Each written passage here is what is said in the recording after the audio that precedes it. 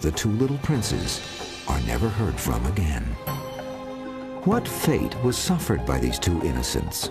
What role did their uncle, the ambitious King Richard III, play in their disappearance? Could two skeletons found buried under an ancient stairway hold the answers? We'll go in search of history to solve the baffling mystery of the missing princes of England.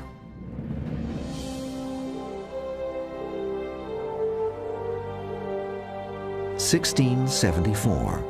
Workmen charged with the demolition of an ancient staircase in the centuries-old Tower of London uncover what appear to be the skeletons of two children.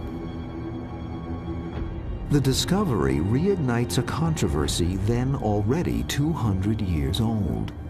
Could these be the bones of two former heirs to England's throne, Prince Edward and his brother Richard, last seen in 1483 while under the care of their uncle, King Richard III? Are the skeletons evidence of a diabolical murder, or part of a centuries-old conspiracy to destroy the reputation of one of England's finest kings? To solve this mystery, perhaps the first step is to examine the writings that have fixed Richard III in the popular imagination as a hunchbacked villain capable of murdering innocents. Writings created in a politically charged atmosphere of rivalry between competing family dynasties. In the fall of 1592, patrons of London's Globe Theatre were treated to the premiere of a new play by the popular writer William Shakespeare. Now is the winter of our discontent made glorious summer by this son of York, and all the clouds that lowered upon our house in the deep bosom of the ocean buried. The tragedy of King Richard III was the saga of an evil monarch who reigned over 100 years earlier. The new play was an instant hit, but was it based on fact or fiction? When Shakespeare's Richard opened, Queen Elizabeth I sat on the throne, the latest in an uninterrupted line of Tudor monarchs, starting with Elizabeth's grandfather, Henry Tudor, who himself had defeated the real Richard III in battle. Upon seizing power over Richard's family, the Yorkist dynasty, the Tudors immediately paid royal historians to tell the Tudor version of their family's ascendance. Not daring to disappoint their Tudor patrons, these writers didn't paint a pretty picture of Richard or his York family. He was close and secret, a deep dissembler, lowly of countenance and arrogant of heart. Sir Thomas More. Thomas More's biography made him truly monstrous. And there were earlier stories of Richard in the Chronicles that Shakespeare consulted. All of them emphasize a kind of deformity and a kind of evil. But we have to remember that those historians were being paid by the Tudor sovereigns who had a great stake in showing that the last of the York kings was evil, to legitimate the triumph of Henry Tudor coming in and becoming Henry VII of England. So Shakespeare's sources are biased to begin with. Shakespeare's Richard was a wretch without peer, a heartless despot who could convincingly intone, "Conscience is but a word that cowards use, devised at first to keep the strong in awe. Our strong arms be our conscience, swords our law." In the play, Richard is responsible for no less than 5 murders, the most dastardly of which is the cold-blooded killing of his 2 nephews, the rightful heirs to the throne he usurped. That has engendered tremendous historical controversy and debate, because I think we have no solid evidence that the historical Richard did this. But the legend was that he did. And I think it raises the historical question, who was the real Richard? We need to know, because history is a matter of fact, and we have to know, was this very charming monster that Shakespeare created on the stage anything like the actual King Richard? The search for the man who would come to embody royal corruption and preside over the end of a kingdom begins in England's cold and rugged North Country. Born on October the 2nd, 1452, Richard Plantagenet was born the 12th of 13 children in a prominent aristocratic family. One of the many myths about Richard III, put forth by Thomas More, Shakespeare, and others, and still widely believed, is that Richard was somehow deformed at birth, perhaps a hunchback. I that am curtailed of this fair proportion, cheated of feature by dissembling nature, deformed, unfinished, sent before my time into this breathing world scarce half made up. And therefore, since I cannot prove a lover, to entertain these fair, well-spoken days, I am determined to prove a villain, and hate the idle pleasures of these days. Though Richard was described as being smaller of build than his statuesque older brother Edward, there's little evidence that he bore any physical abnormalities. The contemporary descriptions of Richard, none of them mention a limp, a withered arm, or a humpback. He cannot have had a withered arm because he was a soldier. Someone would comment on the fact that he was a good soldier despite having a withered arm. So as a man, he was a perfectly normal human being to look at, I'm sure. Richard's father was the Duke of York, a prince of royal blood already chafing at his inability to claim England's throne. His family, the Yorkists, represented by a white rose, were enmeshed in a simmering struggle with the House of Lancaster, represented by a red rose. The prize was no less than the monarchy and control of England. The Yorkists and Lancastrians were each descended from the long royal Plantagenet family, but somewhere along the way, deposings and assassinations began to supersede birthright and birth order as the way of becoming the monarch. This erosion of the rules of succession had implications far beyond the gates of the royal palace. It was vitally important to everybody's perception of how the world was organized that fathers were succeeded by sons. And the monarchy was the most important succession of all. The king was semi-divine. And what was equally important is that this semi-divinity, as it were, of kings was carried on in a bloodline.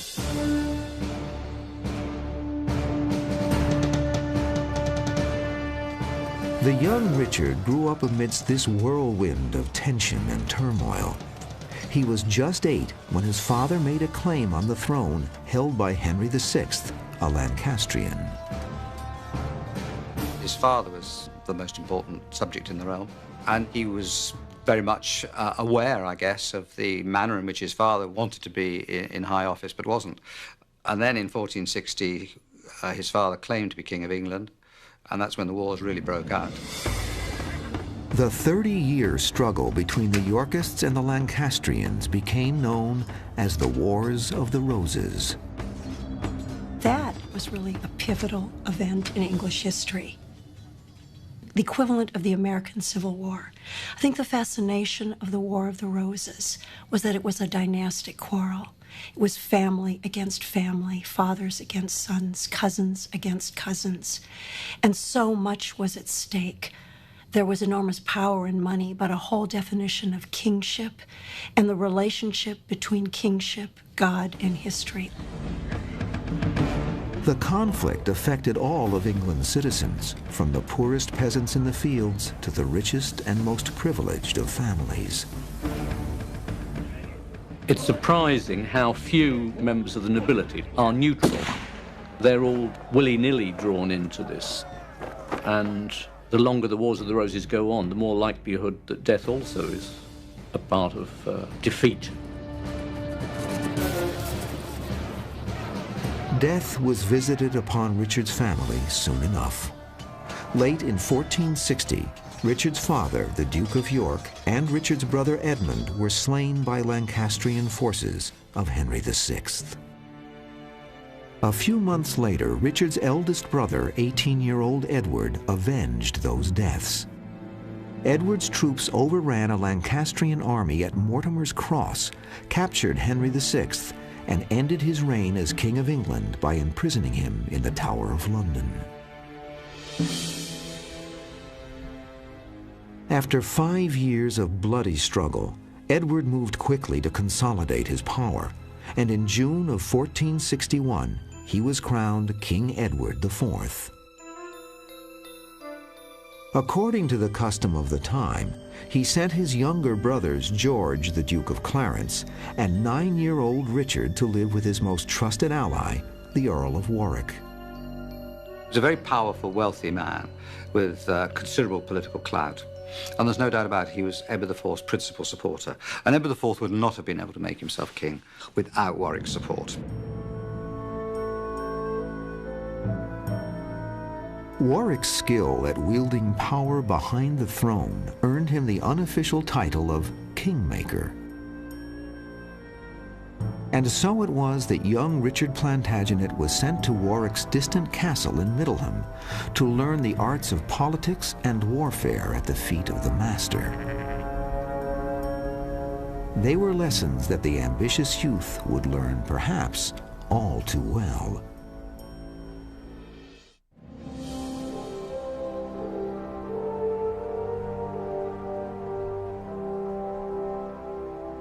For 3 years, Richard and his brother George lived under the tutelage of their brother King Edward's chief supporter, famed kingmaker, the Earl of Warwick. But in 1464, their relatively peaceful lives were interrupted by an event well beyond their control. Their brother, King Edward, announced he had married in secret to Elizabeth Woodville, the widow of a Lancastrian, the family's sworn rivals. Elizabeth Woodville was a widow. She was older than Edward IV. She already had children by her first marriage. Not the normal person to become Queen of England. Londoners gossiped non-stop about Elizabeth. They called her ambitious and grasping, ridiculing her large and ambitious family. Some even said she practiced witchcraft. But the talk had little effect. She was Edward's wife, and she was Queen of England. The Earl of Warwick, the man who had backed Edward in his claim to the throne, felt not only shocked, but betrayed by the sudden union, since he had been working to arrange a political marriage between Edward and a member of France's royal family. Warwick was furious, and the two men clashed openly. As a result, the king removed Richard and George from Warwick's supervision. Further insulted, Warwick turned his considerable talents to gathering support to depose Edward. By 1469, he had amassed an army and had even won over to his rebel camp King Edward and Richard's own brother, George. Thus began a savage 4-year struggle for the crown, in which the monarchy changed hands no less than 3 times before the final denouement.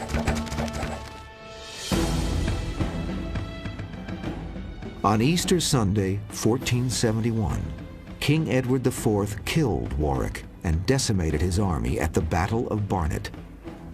Edward's traitorous brother George surrendered and was cautiously granted forgiveness by the Yorkists. Just 3 weeks later, the 19-year-old Richard proved himself a masterful soldier as the Yorkist army crushed the Lancastrians once and for all at the Battle of Tewkesbury. Henry VI was deposed for the final time and again imprisoned in the Tower of London. He died a few hours afterward. Though the Yorkist chroniclers claimed he perished from pure melancholy, others point to an altogether different killer.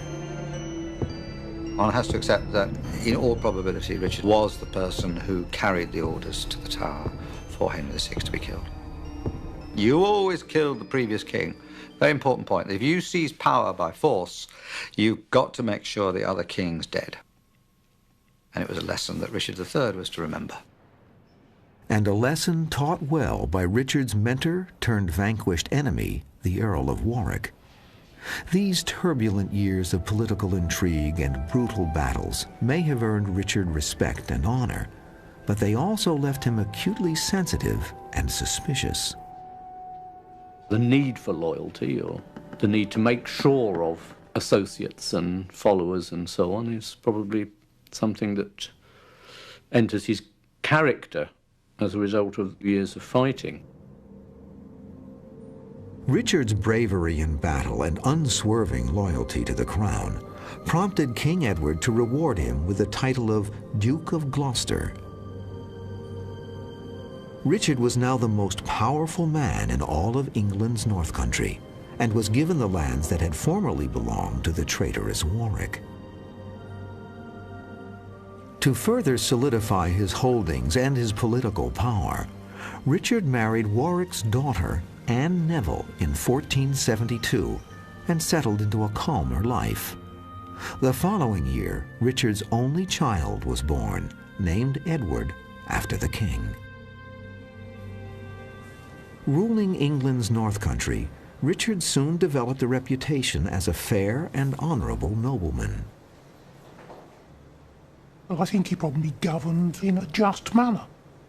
15th century noblemen were not necessarily renowned for their regard for the law. They were quite capable of twisting the law, and I think it was known that his arbitration or his law decisions were made on the merits of the case, not because it was to his advantage. Even those who suspected Richard of having a dark side capable of brutality had to marvel at his steady leadership and devotion to his expansive duties. He succeeded where others had failed, bringing a new stability to the border country, where skirmishes between the English and the Scots had been common. I think he probably did earn the respect of people who mattered in the north of England. And I think there's a lot to suggest that he was trying in this period so to build up his power that he was establishing himself as the head of a new great family in England, which was going to be a northern family. Before this new Camelot could begin, however, there were still a few family squabbles to iron out. By late 1477, King Edward had tired of traitorous brother George. Convicted of high treason, George was executed on February 18, 1478, reportedly drowned in a vat of his favorite Malmsey wine. Some said that Richard was the one who condemned George. Whether or not Richard was responsible has always been controversial. He certainly benefited from his death in some ways. He obviously never did anything to stop it. After over a decade of bloody turmoil, the York dynasty eased into 5 years of stable and unchallenged rule. Some say King Edward IV slackened too much, developing slothful habits and overindulging in rich food and drink. In 1483, this high life took its toll when unexpectedly Edward IV died, leaving behind 2 sons, Princes Edward and Richard. Edward, the oldest at 12, was too young to immediately ascend to the throne. Who would take command of the House of York and thus reign over England?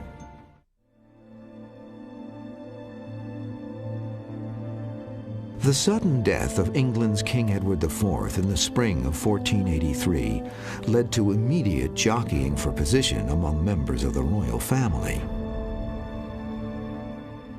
The king's will had named his brother Richard as defender of the realm and protector of the heirs to the throne, 12-year-old Prince Edward and 10-year-old Prince Richard. It was a role that seemed perfectly suited to the steadfastly loyal Richard, Duke of Gloucester. certainly before he became king, no one would dispute that he showed great loyalty to his brother, a very desirable quality, of course, in the younger brother of a king. Richard's past service to his brother was of little consequence to Elizabeth Woodville, the king's widow. Elizabeth was determined to keep the crown in the Woodville family and immediately sent for young Prince Edward, who had been living at the estate of her brother, Earl Rivers.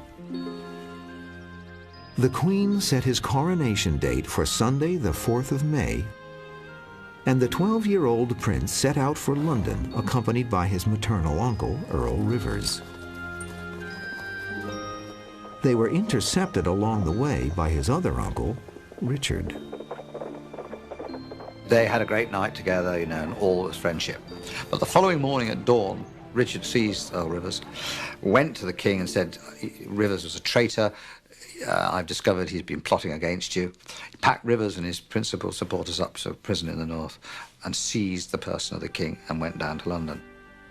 So there was a major change then, and he did that by force.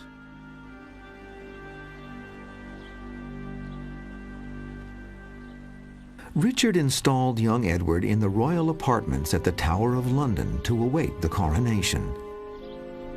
Fearing for her own safety and that of her family, Queen Elizabeth fled to the haven of Westminster Abbey with her other children in tow.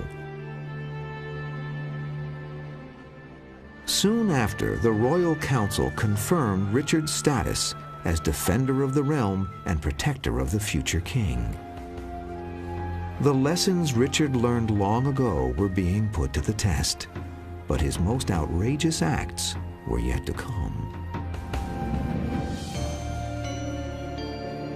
In early June, the Royal Council, acting on Richard's orders, persuaded Queen Elizabeth to release 10-year-old Prince Richard from Westminster Abbey, ostensibly so he could attend his brother's coronation. But Richard had other plans. On the 13th of June, 3 days later, he took everybody surprised at a council meeting when he accused Lord Hastings, who'd been one of his principal allies, of plotting against him. And he took Hastings outside and he was summarily executed. That really takes people's breath away. Government grinds to a standstill because something has snapped here, and Richard therefore is capable of all sorts of things that have been unthinkable in the past, the most unthinkable being usurpation of the crown itself. There was more to come. The day before Prince Edward's scheduled coronation, a prominent bishop announced from the pulpit that both Princes Edward and Richard were illegitimate. With just one well-placed rumor, the princes had gone from royal heirs to bastards. It soon became apparent that it was the prelude to Richard making himself king. And within a week, he had got people to publicise the fact that he'd discovered that Edward V was illegitimate, so was his brother, and that they couldn't become king. And other agents made sure that he was then nominated to take his place. Those that might have been opposed were probably taken by surprise completely. And he was crowned king on the 6th of July. The coronation of Richard III and his wife Anne at Westminster Abbey was a magnificent affair, attended by thousands. But Londoners were already grumbling about Richard's grab for power. Some said the princes never had a chance at the throne. The two sons of Edward IV found themselves stripped of their royal birthright and living behind the closed doors of the ominous Tower of London.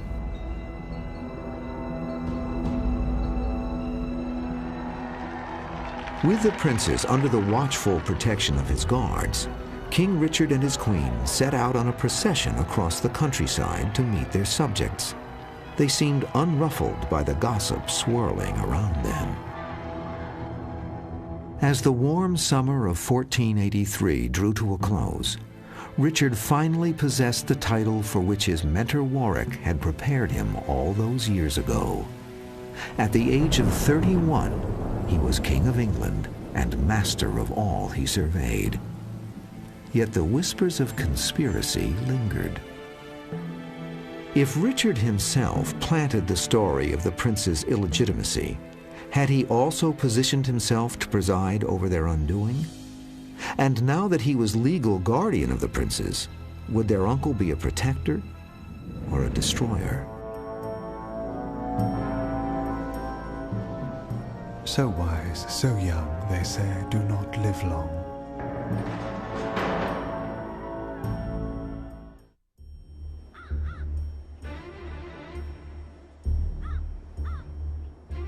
Late summer 1483. The newly crowned King Richard III and his queen were out touring the countryside, and the two young princes, Edward and Richard, were glimpsed playing outside on the lawn of the Tower. They were seen shooting in the grounds, presumably bows and arrows. And that's the only reported sighting of them. They were removed, as one contemporary said, from men's sights and never seen again. Never seen again, live or dead. The disappearance of the princes ignited a firestorm of rumors. Some claimed that the boys had been murdered, smothered with pillows while sleeping, and many of the stories implicated their protector and uncle, King Richard III. Life was relatively cheap, particularly in high politics. People who lost out in battle, lost office, lost power, as often as not were killed. That was the risk they took. But the one thing that I think was unusual, unprecedented, was for two children who had not exercised political power at all. They had had no chance. And that's what marks Richard III out from any other of the usurpers of the 15th century. And people believed that he was responsible for their deaths. Richard refused to respond publicly to these allegations. That decision to keep silent would stir debate among historians for years to come. But there were more immediate concerns affecting the embattled monarch.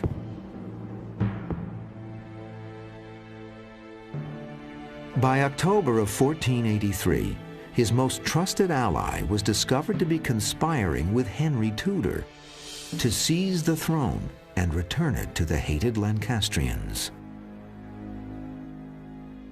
Just a few months later, in April of 1484, his only son, Edward, Prince of Wales, died at the age of 11. Richard was disconsolate and more alone than ever before.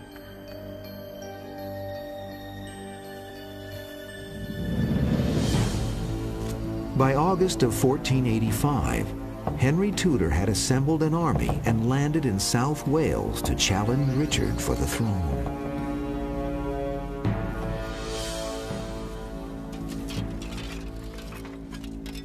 Now the disparaging rumors about Richard, repeated so often, took effect. When the king hastily instructed his military captains to join him at Leicester to battle Tudor, their support was half-hearted at best. Most of Richard's officers abandoned him.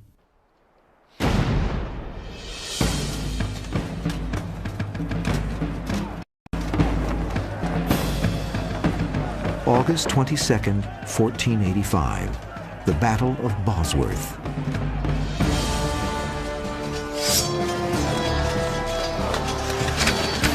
Realizing his only chance to redeem his honor and save the crown from the Lancastrians was to slay Henry himself, Richard III valiantly rode his steed through Henry's army.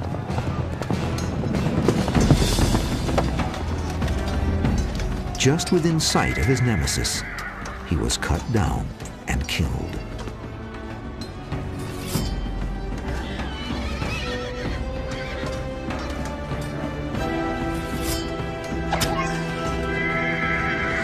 Richard's reign as king had lasted just 2 years, one of the shortest in England's history. Had he won the battle at Bosworth, He may well have established himself in such a way, and so influenced the writings about him as king, that we would have looked back upon him as being one of our, shame about the way he became king, but it was probably for the good, would have been the line. Richard's death signaled an end to the Yorkist dynasty.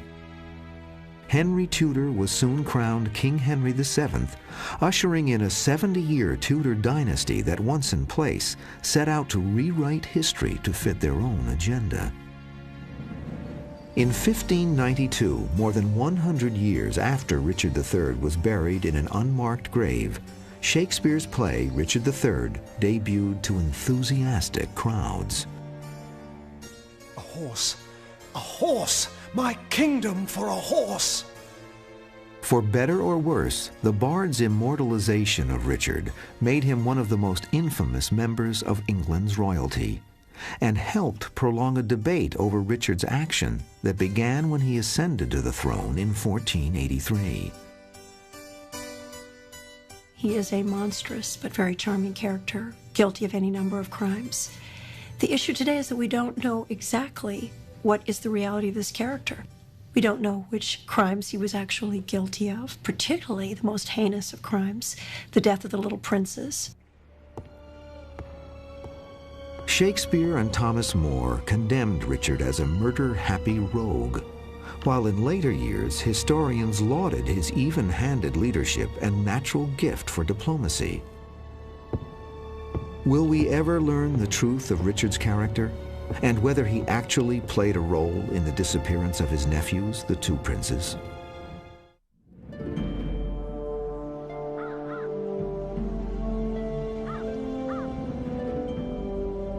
The 1674 discovery of the skeletons of two children in the Tower of London reignited the controversy over the reign of England's King Richard III.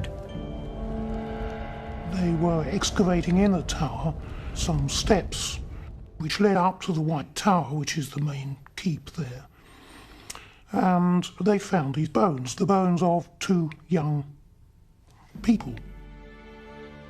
4 years later, remains thought to be the same as those discovered earlier were interred in a proper burial service at Westminster Abbey.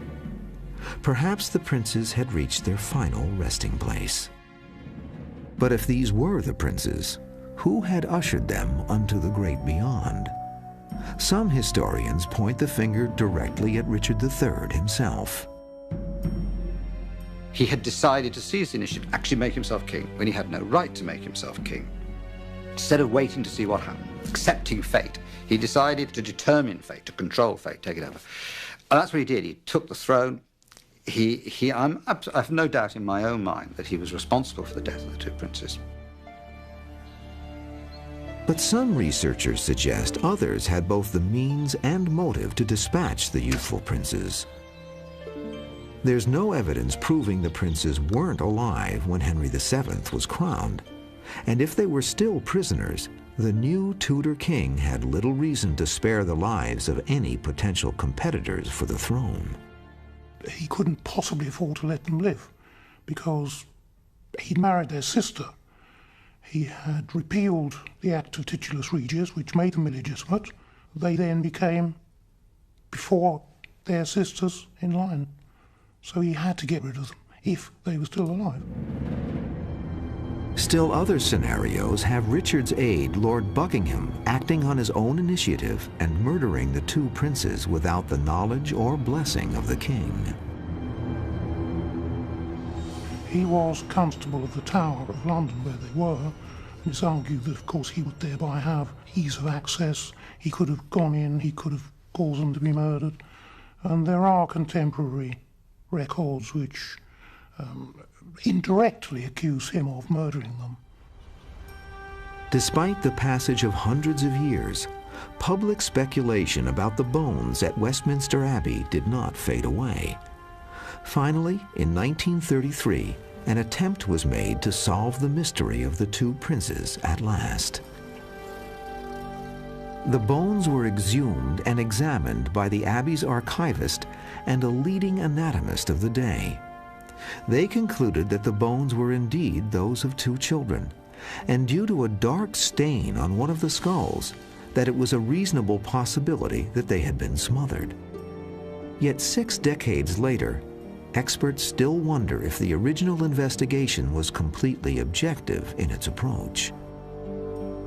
One of the 2 people who wrote the report on that investigation admitted that all the way through the assumption was made that these remains were of the people supposed, the 2 princes. The 1933 inquiry concluded that the children had died at the ages of 13 and 10, respectively, which was consistent with what is known about the princes. But it left unexplored another possibility. Throughout the 1933 investigation, the assumption appears to have been made from the beginning that the remains were male. They didn't even address the possibility that they were female. Thus, an examination which was supposed to provide the final word on the fate of the 2 princes instead generated at least as many questions as answers. Though modern forensic techniques could provide new vital information such as gender, precise dating, and even DNA specifics, Westminster Abbey has declined all recent requests to re-exhume the bones. I think probably everybody would like to know, would like to see these bones examined again. But I do sympathise with the view that perhaps at the moment we shouldn't dig them up again. Even if the 2 child skeletons are correctly identified, there's no way of knowing exactly when they died, or by what means they died, or whether they were murdered or not, and if so, by whom. It may never be solved. Though Richard III never faced charges related to the disappearance of the princes while he was alive, he was brought to trial some 500 years later. There's a path of death here. The final step is Richard's murder of the 2 princes who posed the only immediate threat to his reign. In 1996, a 3-judge panel headed by Supreme Court Chief Justice William Rehnquist heard the case against the man about whom Shakespeare said, "Sin, death, and hell have set their marks." I would suggest that relying on Shakespeare's play to bolster any element of the state's case is a bit like relying on Oliver Stone's movie to prove the Kennedy assassination theory. At least Stone... Holding to a standard of reasonable doubt, the panel found Richard III not guilty of the murder of the princes in a mock trial conducted at the Indiana University School of Law. Jealousies and conjectures. Exonerated in at least one court of law, but still guilty in the eyes of many, Richard III maintains his grip on the public's imagination more than half a millennium after his spectacularly brief 2-year reign. Now, as then, observers find themselves at odds over his actions, his nature, and his legacy. Was he simply a pragmatic politician of his time, making hard but just decisions to protect England's monarchy in an era of strife and turmoil? Or an amoral monster with only his own selfish interests at heart? You have a man here who did have great ability, somebody who'd been really quite admirable and perceived as being quite admirable in the world's eye, who, at the moment of truth in 1483, was not prepared to accept normal political norms. I don't believe that Richard was an evil person. I don't think there is any contemporary evidence that he was evil, or indeed that he was particularly bad. I think he was a typical 15th century nobleman, a man of his times. I suppose I'm antagonistic to him, not because he's a failure necessarily, but because Richard is not just putting the knife into his brother's sons, he's really doing down the whole Yorkist dynasty. Richard III would, of course, want to be remembered as a wise and just monarch, a brave hero in the field of battle. But the disappearance of the 2 princes who were directly under his protection, both in fact and in Shakespeare's play, has tainted his legacy. I think the fascination in the death of these little princes is the fascination of how far does a psychopath go? What is the degree to which ego and will and intelligence, divorced from feeling and morality, can go? What are the boundaries of human destructiveness? Because then and now, hapless children, innocent children, are the ultimate victims. And it shows a point beyond which there's no return.